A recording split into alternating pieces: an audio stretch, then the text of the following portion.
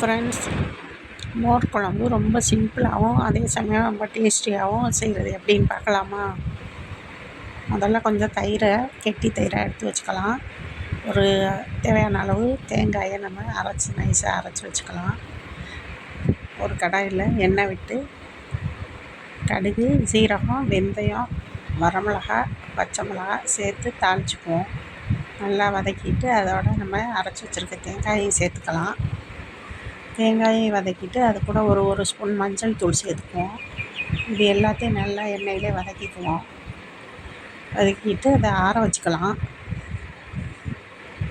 ஆற வச்சு நம்ம மிக்சியில் அதை நல்லா நைஸாக அரைச்சிக்கலாம். அந்த கலவையை அரைச்சி வச்ச அந்த கலவையோடு நம்ம எடுத்து வச்சுருக்க தயிரை சேர்த்து கிளறி இறக்கிட்டால் மோர் குழம்பு ரெடி. நம்ம வீடியோஸ் பார்த்துட்டு லைக் பண்ணுங்கள், கமெண்ட் பண்ணுங்கள், மறக்காமல் சப்ஸ்கிரைப் பண்ணுங்கள். தேங்க்ஸ் ஃபார் வாட்சிங்.